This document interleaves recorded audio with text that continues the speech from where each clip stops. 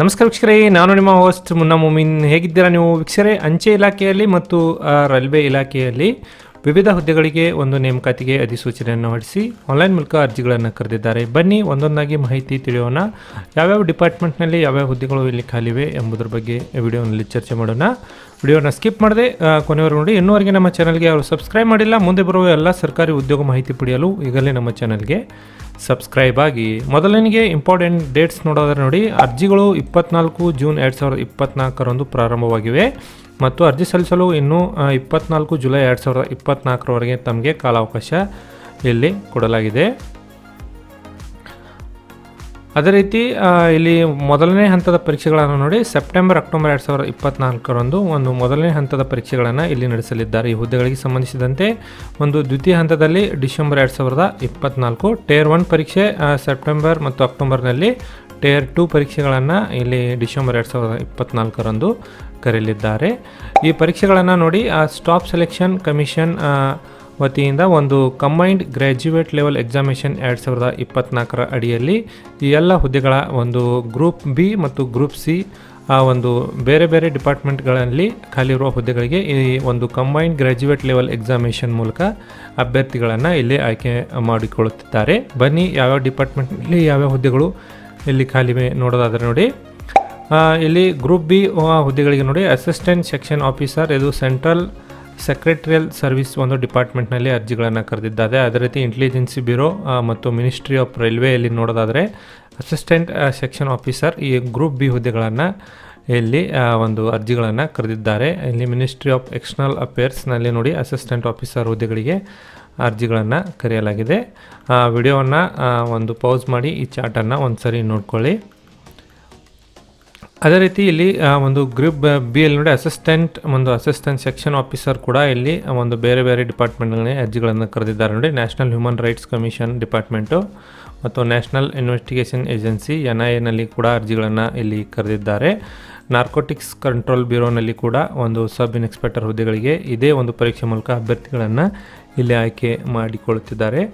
ಇಲ್ಲಿ ಕೆಳಗಡೆ ಬಂದರೆ ನೋಡೋದಾರ ನೋಡಿ, ಇಲ್ಲಿ ಕಂಟ್ರೋಲರ್ ಜನರಲ್ ಅಕೌಂಟ್ನಲ್ಲಿ ಕೂಡ ನೋಡಿ ಅಕೌಂಟೆಂಟ್ ಹುದ್ದೆಗಳು ಮತ್ತು ಆಡಿಟರ್ ಹುದ್ದೆಗಳು, ಈ ಥರ ಬೇರೆ ಬೇರೆ ಹುದ್ದೆಗಳಿಗೆ ಇಲ್ಲಿ ಅರ್ಜಿಗಳನ್ನು ಕರೆದಿದ್ದಾರೆ. ಗ್ರೂಪ್ ಸಿಯಲ್ಲಿ ಇಲ್ಲಿ ಇಂಪಾರ್ಟೆಂಟಾಗಿ ನೋಡೋದಾದ್ರೆ ನೋಡಿ, ಪೋಸ್ಟಲ್ ಅಸಿಸ್ಟೆಂಟ್ ಮತ್ತು ಶಾರ್ಟಿಂಗ್ ಅಸಿಸ್ಟೆಂಟ್ ಹುದ್ದೆಗಳಿಗೆ ಇಲ್ಲಿ department of post ministry of ಕಮ್ಯುನಿಕೇಷನ್ನಲ್ಲಿ ಅರ್ಜಿಗಳನ್ನು ಕರೆದಿದ್ದಾರೆ.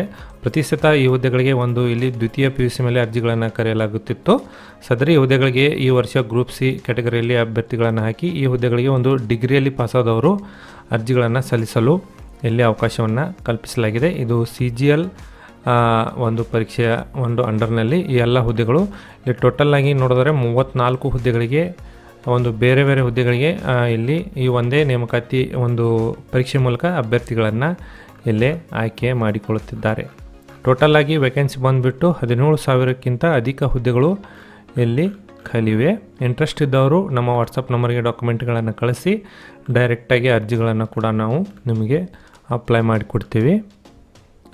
ಇಲ್ಲಿ ನೋಡೋದಾದ್ರೆ ವೇಕೆನ್ಸಿ ಅಪ್ರಾಕ್ಸಿಮೇಟ್ 17,727 ಹುದ್ದೆಗಳು ಖಾಲಿವೆ ಎಂಬುದ್ರ ಬಗ್ಗೆ ಇಲ್ಲಿ ಮಾಹಿತಿ ಕೂಡ ಇಲ್ಲಿ ಲಭ್ಯವಿದೆ. ವಯೋಮಿತಿ ನೋಡೋದಾದ್ರೆ ನೋಡಿ, 1 ಆಗಸ್ಟ್ 2024ಕ್ಕೆ ಇದ್ದಂತೆ ಅಭ್ಯರ್ಥಿಗಳು ಕನಿಷ್ಠ 18 ವರ್ಷ ಮತ್ತು ಗರಿಷ್ಠ 27 ವರ್ಷ ಜನರಲ್ ಕ್ಯಾಟಗರಿಯಲ್ಲಿ ಅರ್ಜಿ ಸಲ್ಲಿಸುವ ಅಭ್ಯರ್ಥಿಗಳಿಗೆ ಇದು, ಮತ್ತು ಗರಿಷ್ಠ ವಯೋಮಿತಿ ನೋಡೋದಾದ್ರೆ ನೋಡಿ, SC/ST ಕ್ಯಾಟಗರಿಗೆ 5 ವರ್ಷ ವಯೋಮಿತಿ ಸಡಲಿಕೆಯನ್ನು ಕೊಟ್ಟಿದ್ದಾರೆ. OBC ವರ್ಗದ ಅರ್ಜಿ ಸಲ್ಲಿಸುವವರಿಗೆ 3 ವರ್ಷ ಮತ್ತು ಹ್ಯಾಂಡಿಕ್ಯಾಪ್ಡ್ ನಲ್ಲಿ ಅರ್ಜಿ ಸಲ್ಲಿಸುವ ಅಭ್ಯರ್ಥಿಗಳಿಗೆ 10 ವರ್ಷ ವಯೋಮಿತಿ ಸಡಲಿಕೆಯನ್ನು ಇಲ್ಲಿ ಕೊಡಲಾಗಿದೆ. ಇಲ್ಲಿ ಎಜುಕೇಷನ್ ಕ್ವಾಲಿಫಿಕೇಷನ್ ನೋಡೋದಾದ್ರೆ ನೋಡಿ, ಅಭ್ಯರ್ಥಿಗಳು ಜೂನಿಯರ್ ಒಂದು ಸೆಕ್ರೆಟರಿಯಲ್ ಆಫೀಸರ್, ಈ 34 ಹುದ್ದೆಗಳಿಗೆ ಅಭ್ಯರ್ಥಿಗಳು ತಾವೊಂದು ಪದವಿಯಲ್ಲಿ ಪಾಸಾಗಿರಬೇಕು ನೋಡಿ. ಕೆಲವೊಂದು ಹುದ್ದೆಗಳಿಗೆ ಒಂದು 60% ಮಾರ್ಕ್ಸ್ಗಳನ್ನು ಕೇಳಿದ್ದಾರೆ. ಕೆಲವೊಂದು ಹುದ್ದೆಗಳಿಗೆ ಡೈರೆಕ್ಟ್ ಪಾಸಾದವರು ಕೂಡ ಇಲ್ಲಿ ನೀವು ಅರ್ಜಿಗಳನ್ನು ಸಲ್ಲಿಸಲು ಅವಕಾಶವನ್ನು ಕಲ್ಪಿಸಲಾಗಿದೆ ನೋಡಿ. ಬ್ಯಾಚುಲರ್ ಡಿಗ್ರಿಯನ್ನು ಕೊಟ್ಟಿದ್ದಾರೆ.